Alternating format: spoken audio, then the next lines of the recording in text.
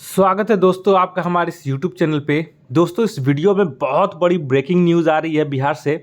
और ये जो न्यूज़ है वो बिहार में दरोगा समेत जो 2446 पदों पर जो एग्ज़ाम हुआ था और जिसका फाइनल रिजल्ट दे दिया गया था, उस पे झटका लग गया है और हाईकोर्ट ने पूरी ज्वाइनिंग पर रोक लगा दी गई है। यानी कि अब जितने भी छात्र फाइनल मेरिट में लिस्ट में आए थे, अब किन्हीं को भी ज्वाइनिंग नहीं दिया जाएगा जब तक कि हाईकोर्ट कोई और निर्णय न ले लेता है। तो पूरा यहाँ पे डिटेल देखेंगे कि कौन से छात्रों ने केस किया था और कैसे उन्हें ये जीत मिली है।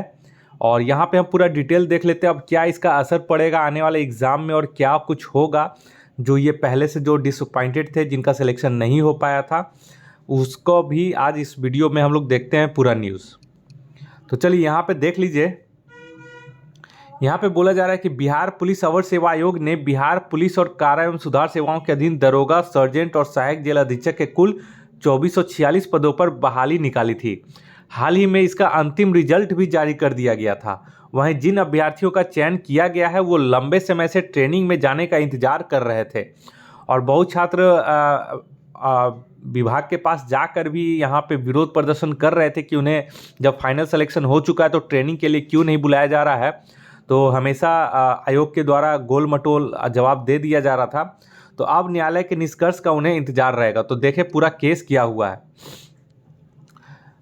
चलिए तो यहाँ पे देखिए कि 2446 दरोगा परीक्षा के रिजल्ट के खिलाफ कुछ अभ्यर्थी थे जो हाईकोर्ट में केस किए थे और शिकायतकर्ताओं का पक्ष जो था वो अधिवक्ता रितिका रानी ने हाईकोर्ट में यानी कि पटना हाईकोर्ट में लड़ा था। और उन्होंने कहा कि सुधीर कुमार गुप्ता समेत, ये छात्र हैं सुधीर कुमार गुप्ता और उनके साथ समेत टोटल 268 अभ्यर्थियों ने यह शिकायत की है कि उन्होंने एग्ज़ाम में कट ऑफ स्कोर से अधिक नंबर के प्रश्न सही हल किए हैं। वहीं आयोग ने जब 1 अगस्त 2021 को अपने वेबसाइट पर स्कोर कार्ड अपलोड किया तो पाया गया कि करीब 236 कैंडिडेट के नंबर कट ऑफ से अधिक हैं, लेकिन उनका चयन नहीं हुआ है। अब यही बहुत सारे छात्रों का कन्फ्यूज़न था कि जैसे क्या हुआ था कि एग्ज़ाम में जैसे हो गया, फाइनल एग्ज़ाम हो गया, उसके बाद पेट का एग्ज़ाम हो गया यानी कि फिजिकल एफिशिएंसी टेस्ट हो गया। तो जब फाइनल कट ऑफ मेरिट बना तो मेरिट में जो कट ऑफ डाला गया, फॉर एग्ज़ाम्पल हम बता दे रहे हैं आपको, फॉर एग्ज़ाम्पल जैसे 250 मार्क्स रखा गया कट ऑफ, ठीक है। तो 250 मार्क्स कट ऑफ रखा गया। जो ऐसे छात्र थे जो पीटी भी क्वालिफाई थे, मेंस भी क्वालिफाई थे और फिजिकल भी क्वालिफाई थे, और उनका जो मेरिट में जो स्कोर कार्ड में जो मार्क्स था वो मान लीजिए कि 250 कट ऑफ रखा गया तो उनका 253 था। तो 253 कट ऑफ था तो उनका सिलेक्शन नहीं हुआ, ठीक है। और किन्हीं का 251 था तो उनका सिलेक्शन हो गया। तो यही समझ में नहीं आ रहा था कि 253 वालों का सिलेक्शन क्यों नहीं आया, अगर वो कैटेगरी में हो चाहे जिसमें हो, अगर उनका कट ऑफ से हाई नंबर था और उनसे कम नंबर वाले का हो गया है जो कट ऑफ क्वालिफाई थे, तो फिर उनका क्यों नहीं हुआ। तो बहुत सारे जवाब था जिसका आयोग द्वारा कोई भी सही से जवाब नहीं दिया जा रहा था छात्रों का। और बहुत सारे छात्र जानते हैं कि आयोग का रवैया किस तरह कर रहा है, बहुत ही इसमें सहयोगी नहीं रहा है और कुछ भी फैसला ले लेते हैं जो कि कानून सम्मत नहीं होते हैं, जिसका खमियाजा अंततः छात्रों को ही भुगतना पड़ता है। तो ऐसे ही छात्र थे जो सब कुछ क्वालिफाई थे और उनका कट ऑफ फीस सबसे ज़्यादा था, कट ऑफ स्कोर से भी उनका नंबर ज़्यादा आया हुआ था, फिर भी उनका सिलेक्शन नहीं हुआ था। तो ऐसे 236 कैंडिडेट्स थे, ठीक है। उसके बाद क्या हुआ कि ये सभी कैंडिडेट्स हाईकोर्ट में अप्लाई करते हैं और इनके तरफ से केस लड़ती हैं कौन, अधिवक्ता रितिका रानी। तो अधिवक्ता रितिका रानी ने बताया कि इस मामले को लेकर हाईकोर्ट की शरण ली गई और आज बुधवार को सुनवाई के दौरान अदालत ने इस पूरे मामले को गंभीरता को देखते हुए स्टे लगा दिया है। तो अब जिनका सिलेक्शन हो चुका था अब उनको लंबे इंतजार करना पड़ जाएंगे और लंबे इंतजार करना पड़ जाएगा, ठीक है। और जिनका सिलेक्शन नहीं हुआ था, आयोग के गलती के कारण हो चाहे जो हो, अब तो आयोग जवाब देगा तभी पता चलेगा कि आखिर ऐसा कैसे हो गया कि कट ऑफ से ज़्यादा नंबर लाने के बाद भी स्टूडेंट का मार्क्स सिलेक्शन नहीं हुआ। तो अब उसी का इंतज़ार करना पड़ेगा। अब देखिए क्या किया गया है आगे।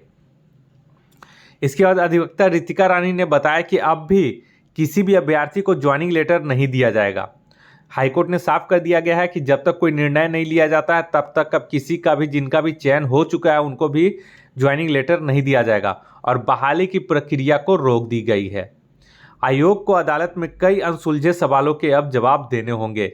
तो अब उम्मीद किया जा रहा है कि अब आयोग कैसे बच पाएगा, हाईकोर्ट में क्या सवाल का जवाब देगा।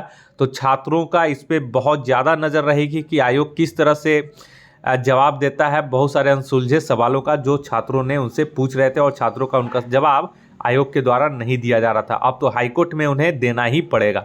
छात्रों को चलो ठीक है, नहीं दे रहे थे, कोई छात्र उतना नहीं कर सकते, लेकिन अब हाईकोर्ट को तो देना होगा, नहीं तो कानूनी कार्रवाई हाईकोर्ट के द्वारा किया ही जाएगा। अधिवक्ता रितिका रानी ने बताया कि करीब 4 हफ्ते के बाद अब इस मामले की सुनवाई फिर से होगी और मेरिट लिस्ट को चैलेंज करने के मामले को लेकर अधिवक्ता कहती हैं कि जब तक मामला हाईकोर्ट में पेंडिंग रहेगा तब तक बहाली को लेकर सारी प्रक्रिया पर रोक रहेगी। बता दें कि जिन अभ्यर्थियों का इस बहाली के लिए चयन किया गया है वे लंबे समय से ट्रेनिंग का इंतजार कर रहे हैं। हाल ही में चयनित अभ्यर्थियों का बड़ा समूह पुलिस मुख्यालय पर पहुंच गया था। वो इसकी जानकारी चाह रहे थे कि आखिर उन्हें ट्रेनिंग के लिए क्यों नहीं बुलाया जा रहा है, जबकि आयोग इतने लंबे समय तक इंतजार कराने की पुष्टि जबकि आयोग इतने लंबे समय तक इंतजार कराने की कोई पुष्ट जानकारी अभ्यर्थियों को नहीं दे सका और हमेशा गोलमोल बातें कहकर चयनित अभ्यर्थियों को वापस भेज दे रहा था। अब हाईकोर्ट के स्टे के बाद जहां परिणाम को चैलेंज करने वालों में उम्मीद जगी है, वहीं चयनित छात्रों में इंतजार अवधि को लेकर अब निराशा बढ़ गई है। तो एक तरह से देखिए, एक तरह से अब थोड़ा सा तो यहाँ पे ठीक है, नहीं तो बार बार क्या होता था कि जिनका सिलेक्शन हो गया है उन्हें तो थोड़ा सा दिक्कत हो रही होगी, ये भी मानना है। लेकिन उनको ये भी समझना चाहिए कि अगर मान लीजिए कि आयोग अगर इस तरह से करता है, जवाब नहीं देता है कि किन्हीं का कट ऑफ से ज़्यादा, जैसे 250 का अगर कट ऑफ गया है तो किन्हीं का 253 है, उनका सिलेक्शन नहीं हो रहा है, और जिनका 251 है उनका सिलेक्शन हो जा रहा है, तो ये कैसे हो रहा है? ये आने वाले समय में अगर मान लीजिए कोई भी वैसे छात्र होंगे, अगर ये धोखा होगा या कोई अगर भ्रष्टाचार की निशानी मिलेंगे तो इसे सजा दिया जाएगा, और अगर सही होंगे तो आयोग का सही जवाब अगर सही लगेगा हाईकोर्ट को, तो फिर आप लोग जो चयनित हुए हैं मेरिट से, जिन्हें लगता है कि वो मेरिट से चयनित हुए हैं, उनका हक कोई भी नहीं मार पाएगा अब, ठीक है। तो जिनका सिलेक्शन हो चुका है वो लोग निश्चिंत रहें, और और जो केस हुआ है उनको भी लड़ने दें, आयोग को ये सवाल का जवाब देने दें कि ऐसा कैसे हुआ है, ताकि सारा दूध का दूध और पानी का पानी हो जाए, ताकि बाद में कोई फिर अगला सिलेक्शन में कोई विवाद ना हो। तो इस वीडियो को आप लोग ज़्यादा से ज़्यादा शेयर करें ताकि लोगों को पता चले कि हाईकोर्ट के द्वारा एक बड़ा निर्णय लिया गया है बिहार दरोगा से संबंधित, ठीक है। और इसका जो इम्पैक्ट होगा वो अगले जो 26 दिसंबर को होने वाले एग्ज़ाम है उसके भी रिजल्ट में, और उसके भी हो सकता है कुछ पारदर्शी हो। और अगर केस इस तरह से नहीं होता तो आयोग भी अपने मनमानी करता, और जिसका चाहता उसका सिलेक्शन लेता, जिसका चाहता नहीं लेता, अपने मन मुताबिक वो काम करता। लेकिन कम से कम अब दबाव तो पड़ा ताकि आने वाला जो एग्ज़ाम है उसमें कुछ तो आयोग को डर बैठे, कोर्ट का, लीगल कानून का कुछ तो डर बैठे। तो इस वजह से ये बहुत ज़रूरी था ये केस होना, और ये जो संदेश है हमारा, ये आप लोग बहुत ज़्यादा शेयर करें, हर ग्रुप में शेयर कर दें और अपने दोस्तों को भी शेयर कर दें। इसी तरह का पल पल का अगर आप जानकारी पाना चाहते हैं तो आप हमारी इस यूट्यूब को सब्सक्राइब कर लें, ताकि मैं कोई भी वीडियो अपने चैनल पे अपलोड करूं तो उसका नोटिफिकेशन सबसे पहले आप तक पहुंच सके।